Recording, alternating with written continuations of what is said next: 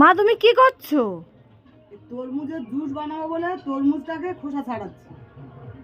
তরমুজটাকে খোসা ছাড়িয়ে তারপরে এটাকে জুস করব। তার মানে সোনু এটা খাবে বলেছে তরমুজ, তো সোনু তো অনেকটা ছোট, তা সোনুকে তো এরকমভাবে গোটা কেটে দেওয়া যায় না এরকম হাতে, ওকে একটু জুস করে দিলে যদি খায়। আর আমরা সবাই খাবো এইটা। আর গরমের সময় তো তরমুজের জুস তরমুজ খাওয়া ভালো। তরমুজ জুস করো আর এমনি শুধু খাও, যাই কিছু খাও, তরমুজটা গরমের সময় তো খাওয়া খুব ভালো।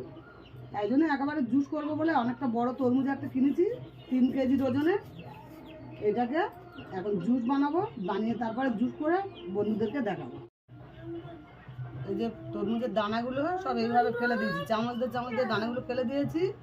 এবারে জুসারের মধ্যে দিয়ে এটাকে রস করব, রস করে তারপরে তোমাদেরকে দেখাবো।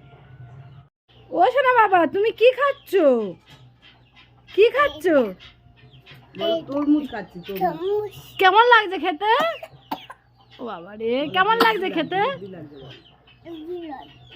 হেভি লাগছে। ওরা উঁচু করে খা। এইটা কে খাবে? এরাও দেখো বন্ধুরা, আমার তরমুজের জুস বানানো হয়ে গেল। তরমুজের জুসটা কেমন হয়েছে তোমরা খেয়ে বলবে, কমেন্টে জানাবে। আমার গলুর জন্য তরমুজের জুস বানিয়েছি, তোমাদের জন্য তরমুজের জুস বানিয়েছি। তোমরা এই তরমুজের জুসটা সবাই মিলে খাবে। আমাদের তরমুজের জুসের ভিডিওটা কেমন লেগেছে তোমরা কমেন্টে জানিও আমাদের বন্ধুরা।